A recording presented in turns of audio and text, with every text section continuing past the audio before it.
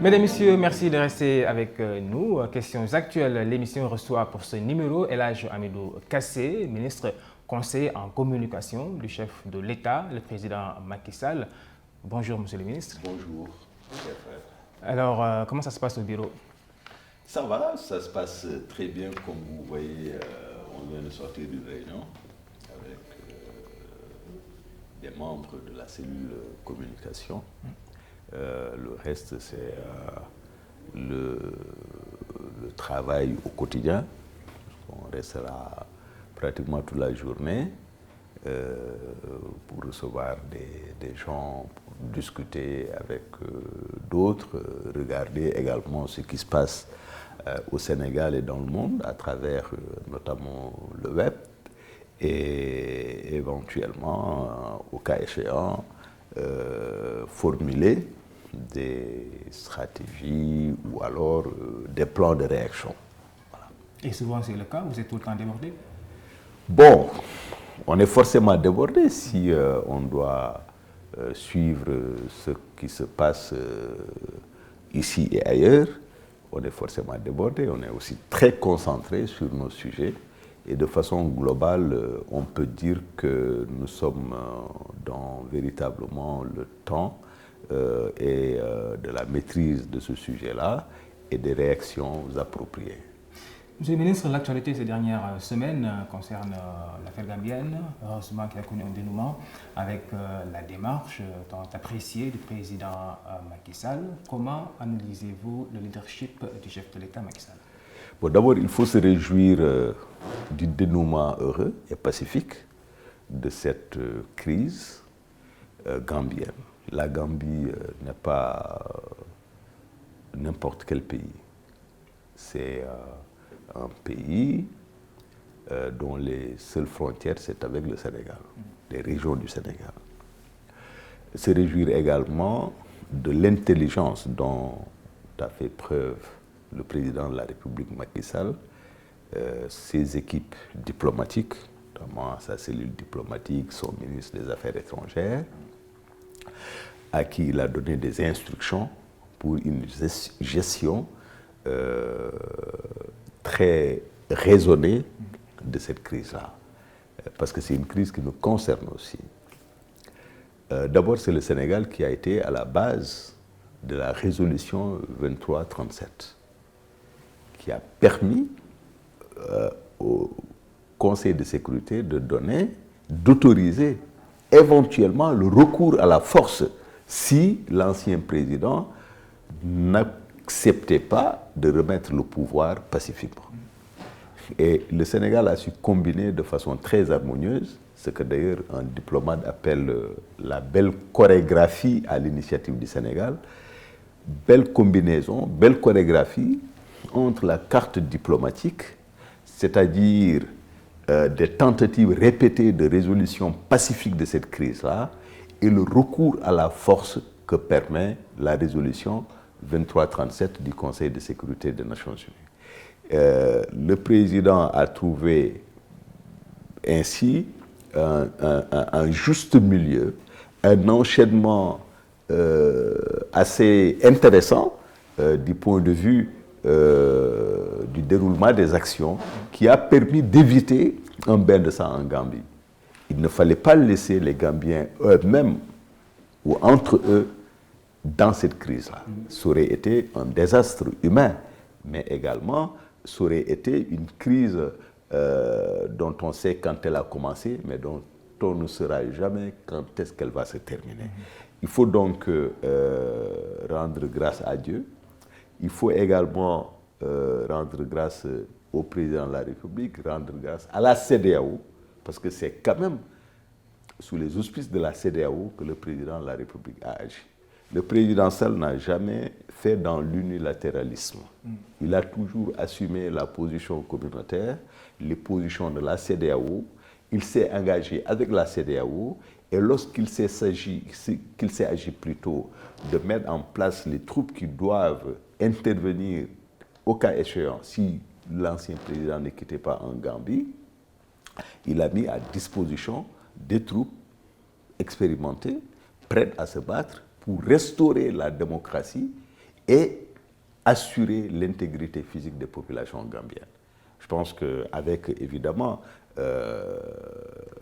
les troupes nigérianes, ghanéennes, etc., il a également soutenu de la manière la plus ferme la médiation conduite par le président Boari, l'ancien président du Ghana, le président libérien, mais également la présidente de la Sierra Leone plutôt et la présidente du Libéria sur les feux. Alors justement, on l'a vu depuis le début, hein, le chef de l'État avec engagement mais aussi calme et fermeté a su quand même chapeauter cette crise gambienne. Est-ce que cela démontre aujourd'hui l'importance qu'accorde le chef de l'État à l'idéal démocratique? Oui, le président, en s'engageant, évidemment, réaffirme son option démocratique, parce que quand même, un des objectifs majeurs dans sa gouvernance, c'est d'ancrer le Sénégal dans la modernité démocratique. C'est pourquoi nous avons aujourd'hui des institutions robustes, des institutions solides, qui neutralisent les dérives. Nous avons un système électoral transparent qui n'admet plus quelques opérations frauduleuses que ce soit. Nous avons des institutions également qui encadrent ce processus électoral. Nous avons une administration qui a démontré son caractère républicain jusqu'ici. Et donc le Sénégal, c'est également un pays où la liberté de la presse est consacrée, où plusieurs acteurs veillent à la sincérité des scrutins, que ce soit les médias, la société civile, mais de plus en plus les activistes de la blogsphère, tous veillent à la sincérité du scrutin avec une administration, comme je disais, républicaine. Donc nous sommes dans la modernité démocratique.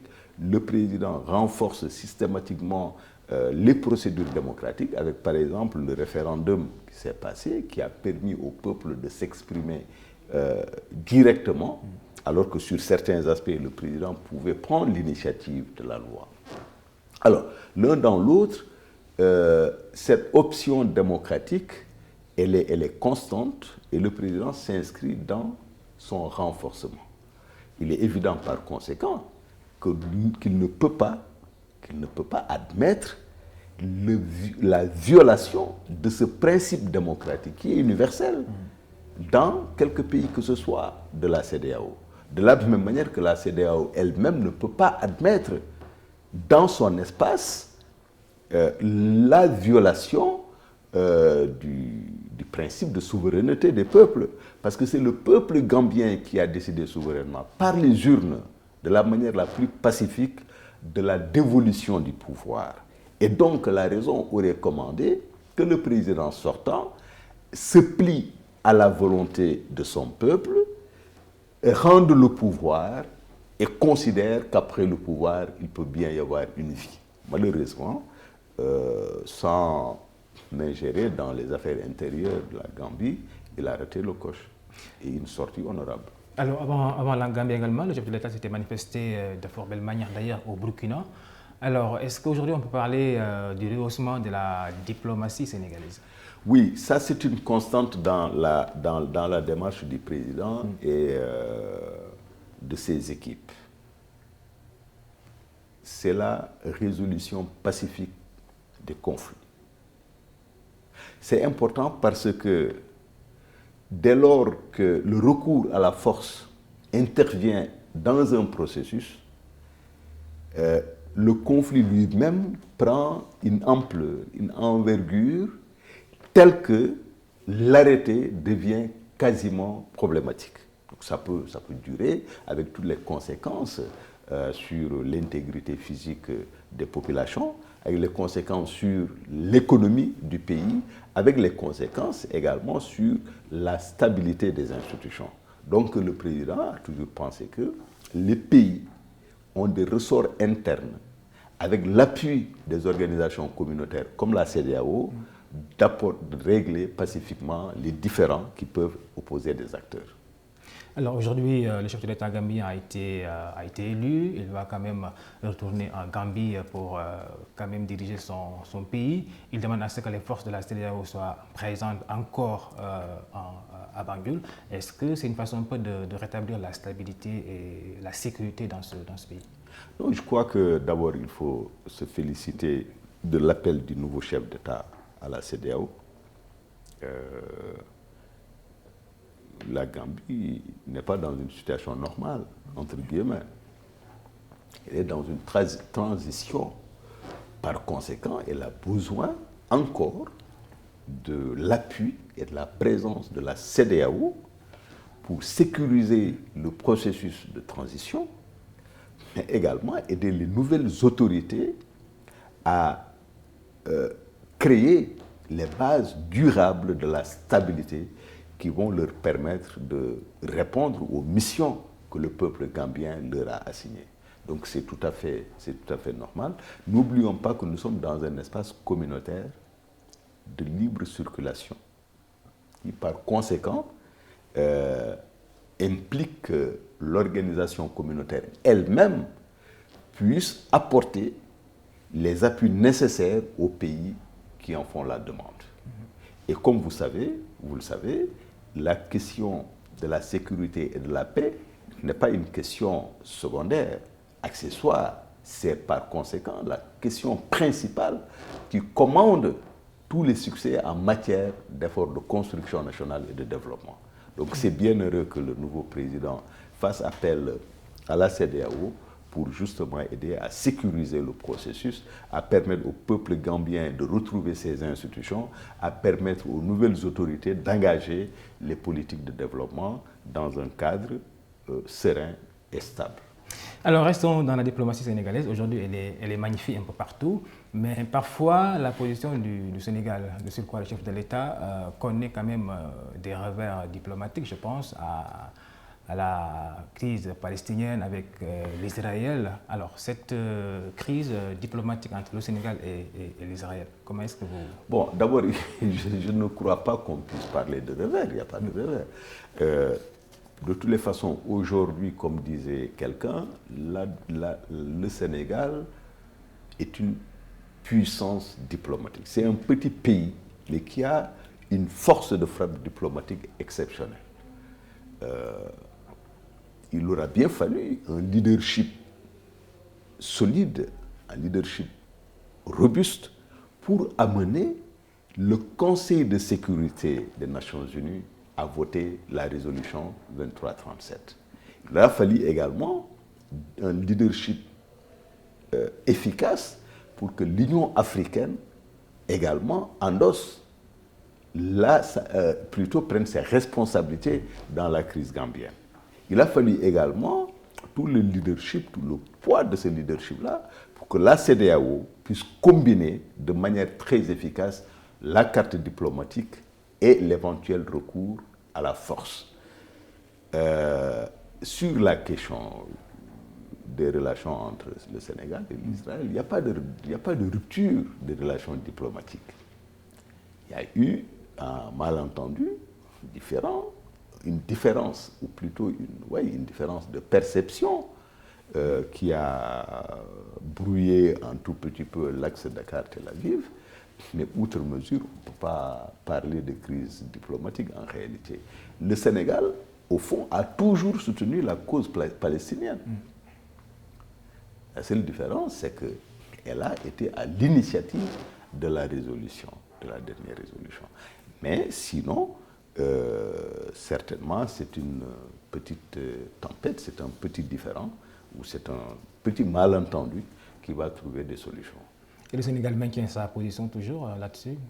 Mais non, c'était une résolution qu'il fallait assumer. Le Sénégal l'a fait, mais je pense que les deux pays ont toujours des relations diplomatiques et il n'y a pas de raison que cette relation ne continue pas. Dans l'intérêt, bien entendu, des deux pays et puis dans le respect mutuel. D'accord. Alors, on va parler un peu de ce qui va se profiler à l'horizon avec les élections. 2017 et 2019. Aujourd'hui, quand même, l'opposition n'est pas en phase avec le ministre de l'Intérieur. Alors, est-ce que c'est une situation quand même qui vous désole? Bon, le président a reçu l'opposition, ici même, à la présidence de la République. L'opposition était venue avec 12 points. Il y a eu un accord sur les 10 points et un désaccord sur un point et une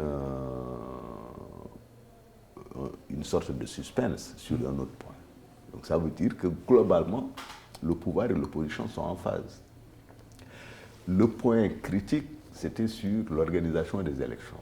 L'opposition voulait que le ministre de l'Intérieur soit démissionné, entre guillemets, que le ministre de l'Intérieur, bon, il disait que le ministre de l'Intérieur est membre du parti au pouvoir, par conséquent, il faut que le président a dit niet. Parce que notre pays a dépassé l'ère des élections contestables. Je dis bien contestables. Le Sénégal a dépassé l'ère des élections contestables. Nous avons un système électoral robuste, tant du point de vue des procédures que du point de vue de la logistique et du point de vue des acteurs qui animent ce processus-là. Depuis pratiquement 2000 et même un peu avant, les élections se sont déroulées dans un cadre normatif tel que personne ne peut frauder. Personne. C'est terminé. Le temps du bourrage des urnes, le temps des urnes multipliées, etc., clandestines, ça c'est terminé depuis très longtemps. C'est terminé. Notre administration a montré en 2000, en 2007, en 2012, pendant des élections locales, que c'est un système fiable, c'est un système robuste, que le président, justement, s'est promis d'améliorer régulièrement. Donc il dit, nous avons dépassé cette période dans notre pays, par conséquent, il n'est pas question de toucher l'architecture actuelle du point de vue institutionnel. Le ministre de l'Intérieur a organisé les élections, ou plutôt a été un des acteurs dans l'organisation des élections en 2014. Le parti au pouvoir a perdu des villes aussi importantes que Dakar, Touba, Ziguinchor, et ainsi de suite. Donc, c'est véritablement une différence de perception, mais je pense que fondamentalement, l'opposition n'a plus des arguments solides pour défier l'autorité du ministère de l'Intérieur. Alors, en quoi la personne d'Abdoulaye Daouda Diallo peut-elle déranger? Parce qu'il pense qu'il est membre de l'APR, l'Alliance pour la République, mais il est membre. Le président Wade a perdu les élections avec un militant qui était un de ses militants, qui était ministre de l'Intérieur. L'opposition a gagné les élections, les grandes villes, lors des élections de mars 2009, avec un ministre de l'Intérieur qui était membre du parti au pouvoir. Mais donc, de la même manière, nous avons perdu quelques villes en 2014, tout à fait dans l'ordre normal des choses. On est en démocratie. Et le ministre de l'Intérieur ne peut pas remettre en cause la sincérité d'un scrutin.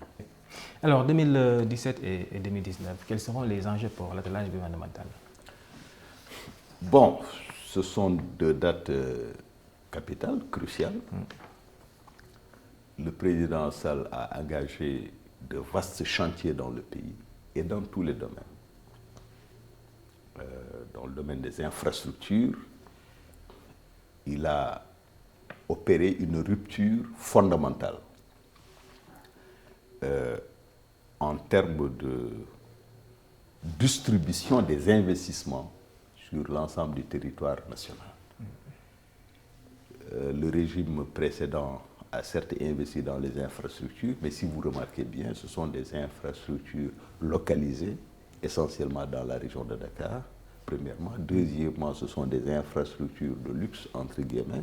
C'est important. Personne ne nie que c'est important, parce que ça a contribué à l'amélioration de la mobilité urbaine dans la presqu'île du Cap-Vert. Mais ce que le président a apporté comme nouveauté radicale dans le domaine des infrastructures, c'est que désormais les investissements sont répartis sur l'ensemble du territoire national. Vous savez, une piste de production entre deux localités impacte immédiatement la croissance, mais également le vécu des populations dans ces localités-là. Et ça, c'est dans tout le pays, aussi bien des routes principales que des pistes de production. Donc l'investissement en matière d'infrastructure n'est plus concentré dans cet espace de la presqu'île du Cap-Vert, mais c'est réparti parce que le président pense que l'équité territoriale est fondamentale si nous voulons créer un développement à la fois durable et inclusif, c'est-à-dire qui impacte sur la vie de tous les citoyens.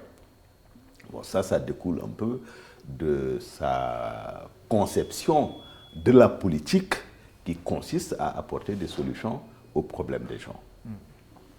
Alors, dans d'autres domaines, dans le domaine du social, il y a un robuste paquet social, comme la couverture maladie universelle, les bourses de sécurité familiale, qui permettent à des ménages qui n'ont jamais eu de revenus monétaires d'en avoir et de renforcer progressivement leur capacité de production. C'est également la valorisation des pensions de retraite. C'est également la politique hardie, volontariste du logement social, en matière de logement social. Ce que le président a fait de 2012 à aujourd'hui est autrement beaucoup plus important, ce qui a été fait de 2000 à 2012. Mais c'est également la baisse des impôts sur les salaires pour participer ou plutôt contribuer à l'amélioration des revenus des travailleurs, qu'ils soient du public comme du privé. C'est la carte d'égalité des chances qui accroît l'insertion des personnes vivant avec un handicap, etc., etc. C'est également la politique de l'emploi. Aujourd'hui, on n'est pas à moins de 234 000 emplois créés, sans compter voilà, le fait qu'on n'a pas encore agrégé toutes les données. Et certainement là, il y a eu, contrairement à ce que certains disent, beaucoup plus de progrès qu'on ne le croit. Et donc, dans d'autres domaines, je prends l'exemple de l'eau potable. Vous savez, il y a des villages, au moment où nous sommes en train de parler, qui n'ont pas accès à l'eau potable. C'est-à-dire, nous, on est dans l'espace urbain, on peut acheter une bouteille d'eau minérale, on peut avoir notre fontaine à la maison, etc. Mais il y a des villages qui n'en ont pas. Vous vous rendez compte, depuis 1960 à aujourd'hui, c'est quand même 56 ans d'indépendance, de maturation de la nation sénégalaise autonome, souveraine. Et pourtant, il y a de nos concitoyens qui n'ont pas d'eau potable. Je vais vous dire quelque chose, c'est avec le président Sall qu'historiquement, la question de l'accès à l'eau potable va être réglée. Avec le PUDC, c'est des centaines de forages qui ont été créés à un rythme extraordinaire, avec également le ministère de l'hydraulique. Je vous donne juste des données précises. De 1960 à 2000, on crée à peu près 30 forages par an. De 2000 à 2012, on créait à peu près 60 forages par an. Il faut souligner que Macky Sall a été ministre de l'hydraulique dans cet espace-là. Et depuis 2012 jusqu'à aujourd'hui, on crée 140 forages par an. C'est quand même extraordinaire, c'est une performance. Et aujourd'hui, avec une compagnie chinoise, il y a un programme de 250 forages, sans compter tous les chantiers du ministère de l'hydraulique. C'est pourquoi je vous dis que c'est avec le président Sall que historiquement, que cette question va être définitivement réglée à l'échelle du territoire national. Donc dans l'espace urbain comme dans l'espace rural. Autrement dit... Et ça, c'est une révolution. C'est une révolution parce que la question de l'accès à l'eau potable est une question fondamentale qui relève de l'équité, qui relève de la justice sociale, qui relève également du droit fondamental des citoyens à jouir, n'est-ce pas, de tous les services sociaux. Parce que l'eau, on l'a toujours dit, c'est quand même la source de la vie. Alors, apporter l'eau potable à tous les citoyens du Sénégal, ce n'est pas simplement un progrès, c'est une révolution parce que ça boucle définitivement cette question. Autrement dit, Macky Sall a fait plus que Maître Wade dans beaucoup de domaines. Macky Sall a fait beaucoup plus. On peut mettre carte sur table. Hein. Nous, on n'est pas dans le comparatif. Parce que le peuple sénégalais a élu Macky Sall pour travailler. Et il travaille 24 heures sur 24 pour justement changer la donne. Faire en sorte que les Sénégalais vivent mieux et dignement. Il est vrai qu'il y a des difficultés. Mais dans quel pays il n'y a pas de difficultés? Surtout dans un pays où il avait 3 défis majeurs, le président de la République. Un défi, c'est de répondre aux urgences. Par exemple, la baisse des prix des denrées de première nécessité, la revalorisation des pensions de retraite, les bourses de sécurité familiale, la carte d'égalité des chances, la baisse des impôts sur les salaires. Ça, c'était des demandes sociales très fortes et il l'a fait. Donc, défi 1, répondre aux urgences, faire face aux urgences. Ça nécessite de bons volumes financiers. Deuxième défi majeur, faire face aux engagements de nos prédécesseurs. Ils ont pris des engagements avec des syndicats, ils ont levé des fonds sur le marché financier, etc., etc. Il y a des arriérés par rapport au secteur, il y a une dette publique, etc., etc. Donc il fallait faire face à ça également. Deuxième défi. Troisième défi, il fallait mobiliser des ressources pour la transformation structurelle des bases de notre développement et donc pour le long terme. C'est pourquoi il y a le plan Sénégal émergent. Mais tous ces 3 défis mobilisent forcément des ressources. Et justement, la bonne gestion des finances publiques, la crédibilité de la signature du Sénégal sur le plan international, notamment sur les marchés financiers, ont fait que nous avons mobilisé plus de 5 000 milliards entre 2014 et aujourd'hui, en 2012 et aujourd'hui, plus que ce qui a été mobilisé entre 2000 et 2012. C'était quelque chose comme 4 milliards. 4 000 milliards plutôt. Là, c'est 5 000 milliards. C'est une performance extraordinaire. Et tout en maintenant le niveau de la dette dans des proportions raisonnables. Parce que nous sommes à 57% du PIB. 57% ou 59%, je ne sais pas peut-être exactement le chiffre. Mais c'est dans ces proportions, 57 ou 59%. Et donc nous sommes non seulement dans la norme communautaire, mais le Sénégal maîtrise sa dette, qui est bien utilisée. Parce que le problème de fond, ce n'est pas le fait de s'endetter. Le problème de fond, c'est comment on utilise cet argent, ces ressources qu'on emprunte.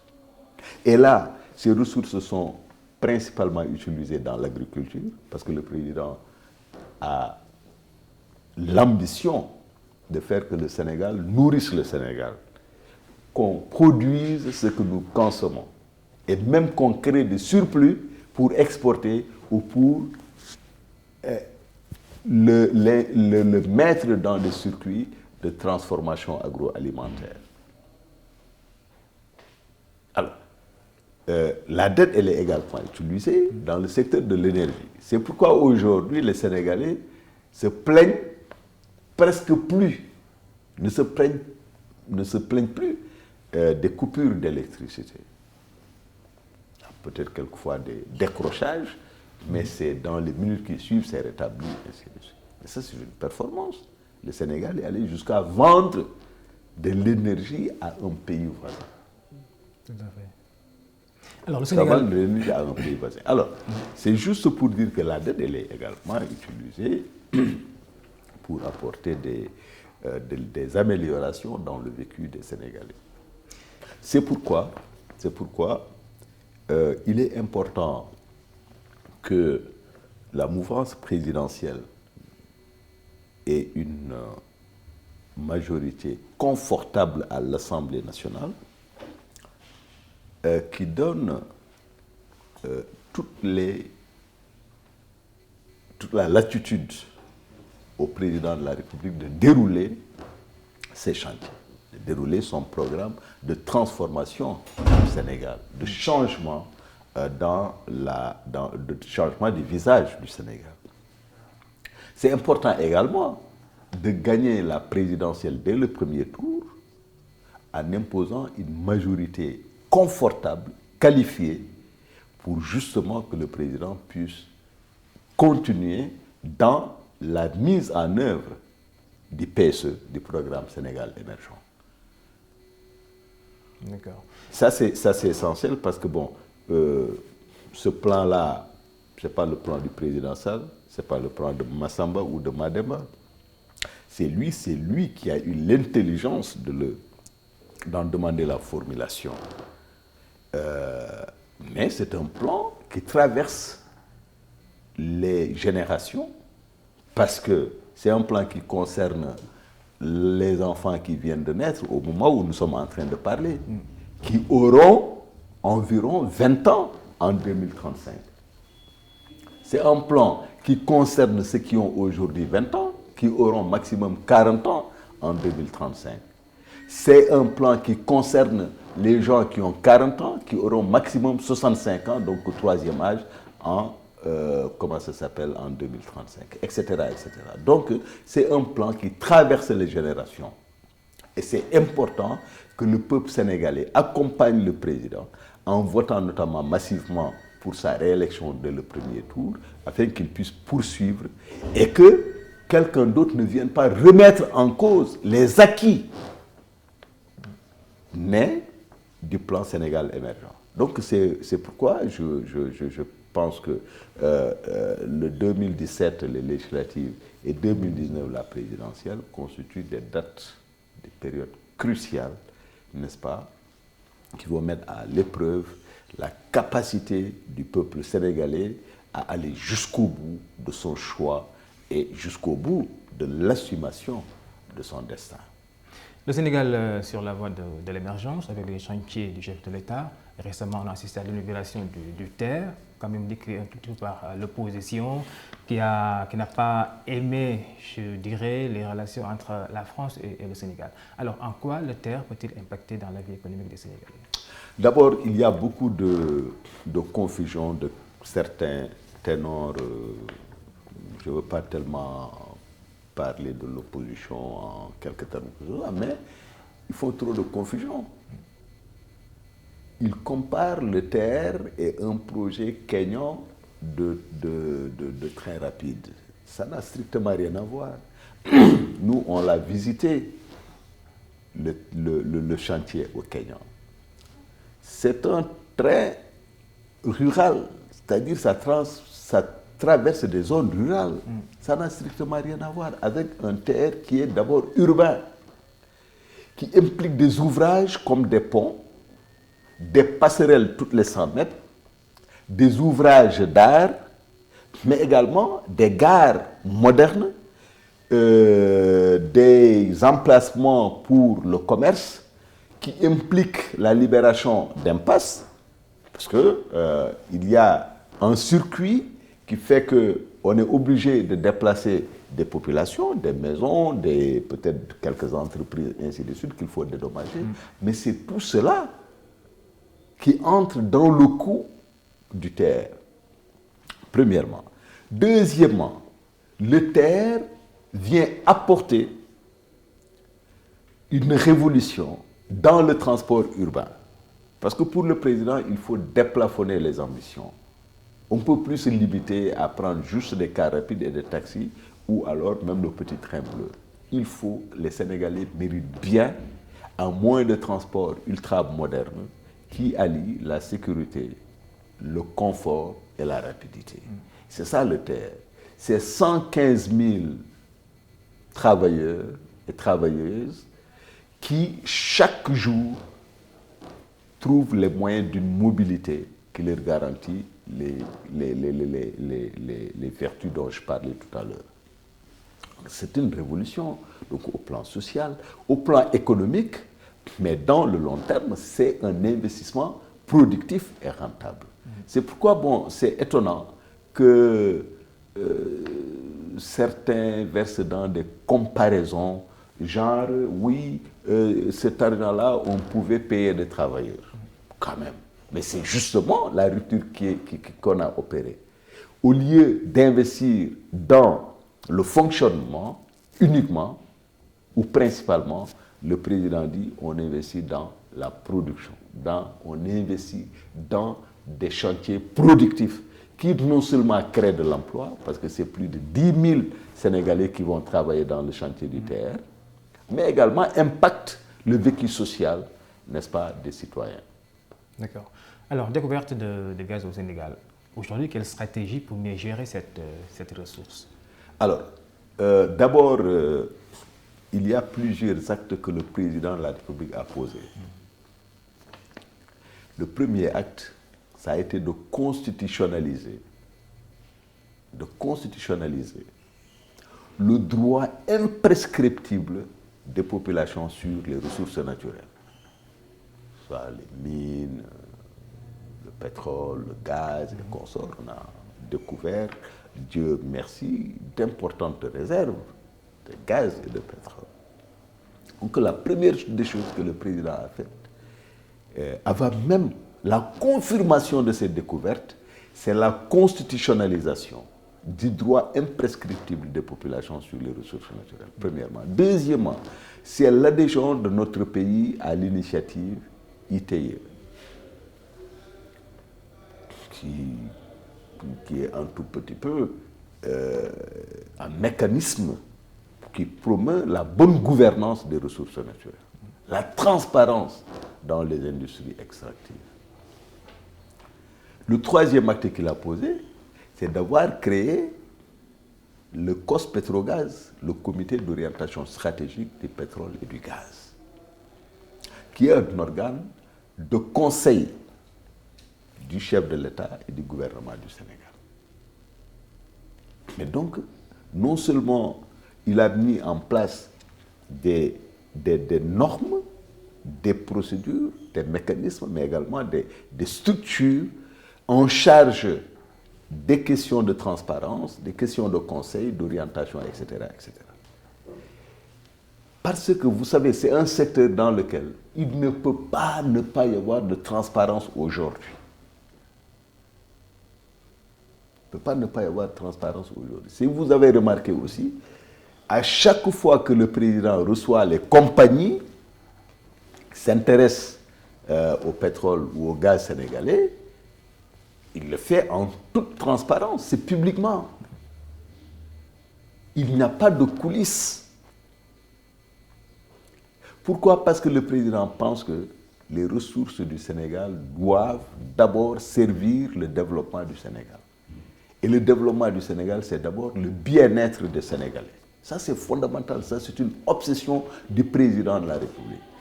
D'ailleurs, il n'est pas étonnant qu'au cœur de son programme se trouve l'ambition de lutter contre les inégalités et les injustices sociales. Ça, c'est vraiment l'orientation stratégique. Ça, c'est vraiment le noyau qui éclaire tout le reste de sa politique. La lutte contre les injustices et les inégalités sociales.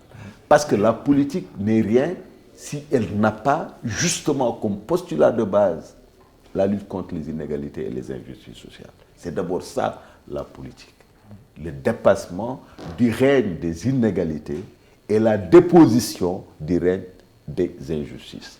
Et donc, sur la question du pétrole, justement, c'est que la vision que le président a, elle est rassurante parce qu'elle permettra au Sénégal désormais d'accélérer son émergence et son développement. Et il tient comme à la prunelle de ses yeux aux intérêts de notre pays, qui ne se contentera pas de jouer le rôle secondaire dans l'exploitation de ses ressources naturelles, mais qui sera là au cœur de toutes les négociations pour justement que une part importante des ressources serve véritablement au développement de notre pays, au bien-être des populations. Gagné en 2019, un impératif pour l'APR. Alors, quelle communication aujourd'hui pour taire les querelles au sein des militants? Bon, vous savez que les querelles dans les partis de masse sont des faits quasiment inévitables. Depuis toujours, hein, depuis les Ngalandou Diouf, les Blaise Diagne, les Carpo, les Senghor, les Mamadou Dia, jusqu'à aujourd'hui, tous les partis de masse ont connu et connaissent forcément des dissensions. Ça, c'est inévitable. Il n'y a pas un seul parti, surtout un parti au pouvoir, qui n'ait pas connu ça. Mais c'est que l'APR est au pouvoir, ou c'est la principale composante des partis de la coalition au pouvoir, c'est pourquoi c'est très visible. Mais en fait, c'est un phénomène consubstantiel aux partis de masse, de façon générale, et aux partis de masse sénégalais de façon particulière.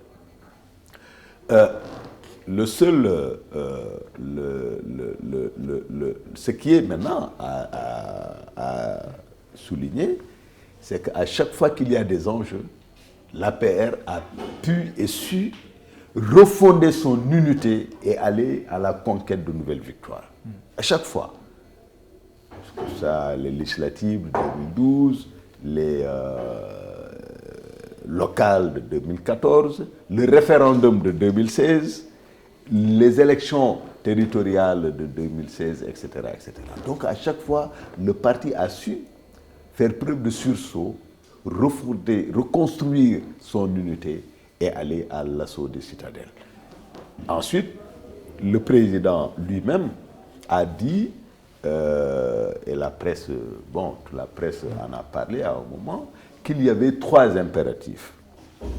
L'impératif de l'unité, l'impératif de la discipline et l'impératif de la mobilisation. Et cet esprit-là est en train de plus en plus d'être cultivé parmi les responsables, parmi les militants, et ainsi de suite. Je pense qu'à l'heure des enjeux, des grands enjeux qui concernent le destin de notre pays, le bien-être de notre peuple, l'APR sera toujours relever haut la tête et aller justement à la bataille en rang serré. Et parlant un peu de destin 2019, est-ce que les élections peuvent-elles se faire avec Karim Wade? Ça, il faut demander au parti de celui dont vous parlez. Il paraît qu'il est candidat pour 2019. Ça, je n'en sais pas. Un candidat potentiel pour... Nous, ce qui nous intéresse, c'est notre candidat. Nous pensons que le président Sall a des atouts très sérieux pour gagner au Label les élections de 2019. D'abord, c'est un homme lié aux masses populaires. Il n'y a pas dans notre histoire un homme politique qui ait été aussi intimement, quasi ataviquement lié aux masses populaires. Il a fait plusieurs fois le tour du Sénégal quand il était dans l'opposition. Il continue de faire le tour du Sénégal une fois au pouvoir. Entre 2012 et aujourd'hui, il a fait toutes les régions du pays, avec les conseils des ministres décentralisés, délocalisés plutôt, mais également avec des tournées économiques, avec des tournées de ziar au niveau des familles religieuses. Il a rencontré toutes les catégories de la population, les jeunes, les femmes, les personnes du troisième âge, les guides religieux coutumiers, les intellectuels, les hommes de culture, il n'y a pas les paysans, les éleveurs, les pêcheurs, il n'y a pas une seule catégorie qu'il n'a pas rencontrée depuis 2012, pendant qu'il est président de la République. Il a consacré énormément de temps à l'intérieur du pays. Et il connaît, deuxième atout, il connaît d'une connaissance très fine et vécue les attentes des peuples sénégalais, les difficultés du peuple sénégalais, parce qu'il a été sur le terrain. L'autre atout, c'est que tout le monde, y compris l'opposition, peut témoigner que le président Sall a mis en chantier des programmes qui apportent des améliorations nettes et significatives dans le vécu des populations. Ça, c'est des preuves tangibles et chiffrées. Ça, je veux dire, quand on parle de la nouvelle ville de Diamniadio, ce n'est pas de la chimère. Quand on parle de la CMU, où on est passé de 25 à peu près de couverture maladie à 50% aujourd'hui, et en 2017, on devrait monter à 72, plutôt 2019 à 72%. Personne ne peut le nier. Personne ne peut nier que des centaines et des centaines de villages qui n'avaient jamais connu une seule goutte d'eau potable ont accès aujourd'hui à l'eau potable grâce à des systèmes d'adduction d'eau. Personne ne peut nier que des milliers de villages ont été électrifiés. Personne ne peut que des milliers de Sénégalais ont eu accès au logement social avec des prix raisonnables. Personne ne peut également nier toutes les réformes de fond qui ont été opérées dans le système d'enseignement, aussi bien depuis le primaire jusqu'à l'enseignement supérieur. Personne ne peut nier également les efforts que le président est en train de faire pour faire de la formation professionnelle un axe majeur de sa politique d'éducation et de formation, afin justement que les jeunes Sénégalais puissent trouver de l'emploi. Parce qu'une des contraintes majeures qui empêche d'atteindre des seuils de performance très élevés en la matière, c'est justement le déficit de formation professionnelle. Aujourd'hui, les instituts supérieurs d'enseignement professionnel, ce n'est pas de la chimère.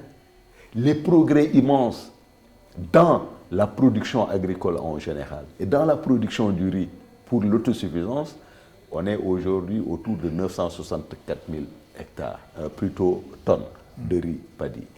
Mais ça, ce n'est pas de la chimère, etc. Les infrastructures à l'intérieur du pays, ce n'est pas de la chimère. Donc, je peux vous donner 1000 et un exemple pour montrer justement qu'il ne connaît pas seulement les besoins et les attentes des populations, mais il a également déroulé des chantiers pour apporter des solutions. Maintenant, il y a beaucoup de choses qui restent à faire. Il faut pas, lui, il ne verse pas dans l'autosuffisance, encore moins dans l'autoglorification. Il dit, nous avons réalisé, mais il reste beaucoup à faire. Il faut poursuivre les réalisations. Donc il a ce bilan-là. Sur le plan international, il a hissé notre diplomatie à un niveau extrêmement élevé. Très élevé. Il a recrédibilisé la diplomatie sénégalaise sur la base d'une politique étrangère dont il pense qu'elle est fondée sur le respect mutuel, la tempérance, mais également qu'elle est centrée sur les intérêts du Sénégal.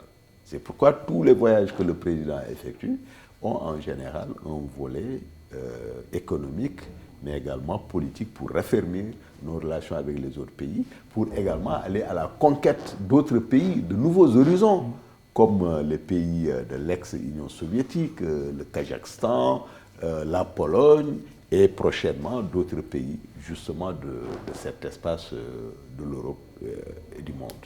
Alors, donc il a tous ces atouts-là et il a une coalition victorieuse. Parce que cette coalition est réunie l'essentiel des forces vives de la nation, l'essentiel des partis politiques véritablement représentatifs. Et l'enthousiasme qu'il crée également est un autre atout. C'est dire donc que 2019 se présente sous de bons auspices. Alors on est arrivé au terme de cette émission. Est-ce que c'est facile de conseiller le chef de l'État? Bon, c'est facile. Parce que le président a une grande capacité d'écoute. Et l'écoute est essentielle pour un leader, parce que c'est l'écoute qui vous permet de prendre en compte toutes les opinions, d'analyser avant de prendre une décision. De ce point de vue, c'est très facile. Ensuite, c'est quelqu'un de très ouvert, n'est-ce pas? C'est quelqu'un qui accepte que vous disiez ce que vous pensez exactement, n'est-ce pas? Et qui aime, voilà, qui aime le débat d'idées, pourvu que ce débat d'idées soit axé sur les processus de transformation des bases de notre développement et comment apporter du bien-être aux populations. C'est quelqu'un qui est difficile à conseiller aussi, parce qu'il a beaucoup d'expérience. Il a eu un parcours exceptionnel. On ne trouve pas un exemple de ce genre dans notre histoire politique. Il a été d'abord chef de division dans une société nationale, Petrosen. Il a été directeur général, conseiller spécial, ministre d'État, député, maire, président de l'Assemblée nationale et avant ça, Premier ministre. Tout à fait. C'est exceptionnel. Moi, j'étais impressionné quand j'étais allé au ministère de l'Intérieur la dernière fois, quand j'ai vu la galerie, j'ai vu quelqu'un qui a été, et puis président de la République, qui a été ministre de l'Intérieur, etc., etc., Premier ministre, président de l'Assemblée nationale, député, maire, c'est extraordinaire. Donc, il a de l'expérience, premièrement. Deuxièmement, il connaît très bien le Sénégal, comme je le disais tantôt. C'est quelqu'un qui se documente beaucoup et qui s'intéresse même aux détails près. Donc, ce n'est pas très facile de conseiller un tel homme. Bon, sur les questions de communication également, ce n'est pas facile de conseiller le président parce qu'il a beaucoup d'expérience en matière de communication. Aussi bien dans le principe que dans les technologies qui environnent la communication, y compris les réseaux sociaux, etc., etc. Donc, de ce point de vue, ce n'est pas facile. Mais c'est aussi facile pour terminer parce qu'il est ouvert à l'innovation. Donc, c'est quelqu'un qui accepte, vous lui proposez des idées novatrices. S'il est convaincu, il fonce. Un grand merci à vous, El Hadj Hamidou Kassé. Merci. Merci. Alors, questions actuelles, recevez El Hadj Hamidou Kassé, ministre conseiller en communication du chef de l'État, le président Macky Sall. À très bientôt pour un autre numéro de questions actuelles.